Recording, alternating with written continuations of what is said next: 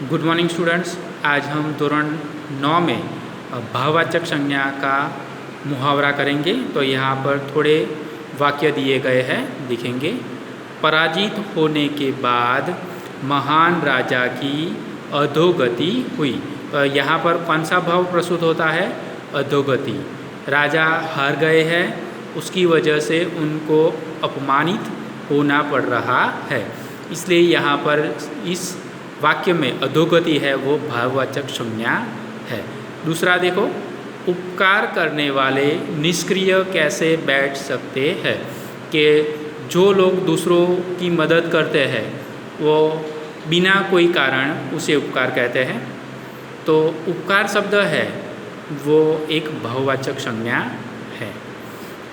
तीसरा देखेंगे, कवि विश्व बंधुत्व की भावना सुंदर ढंग से व्यक्त करते हैं।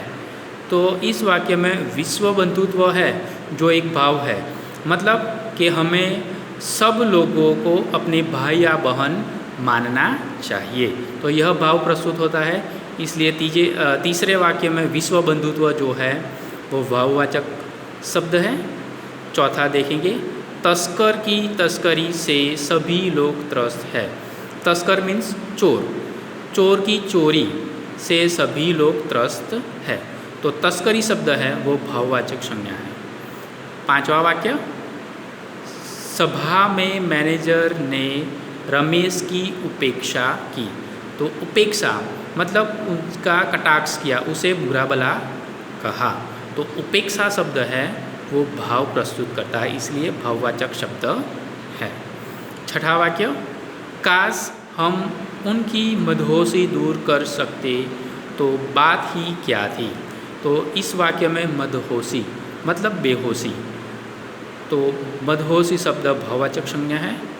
सातवां, ब्राह्मणों के आशीर्वाद का स्वर और भी तेज हो जाएगा। तो यहाँ पर आशीर्वाद शब्द है वो भाववाचक संज्ञा प्रस्तुत करता है।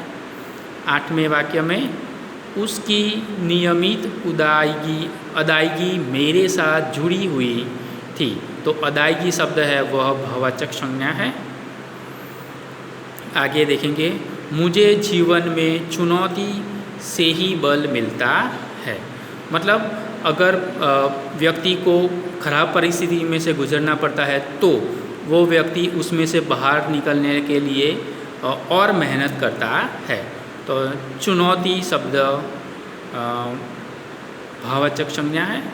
और लास्ट जो सेंटेंस है कि सुशोभित श्री कृष्ण ने सौंदर्य को देखना अत्यंत सुखकर लगता है। तो इस वाक्य में सौंदर्य शब्द है वो भाववाचक संज्ञा है। तो वाक्य के अंदर जो भाव प्रस्तुत होता है उसके लिए एक शब्द यूज़ होता है, तो उसे हमें फाइंड आउट करना है, ढूंढना है। तो यह भी एक ग्रामर का भाग है जो एग्ज़ाम में पूछा जाएगा। अब हम दूसरा अगले वीडियो में देखेंगे।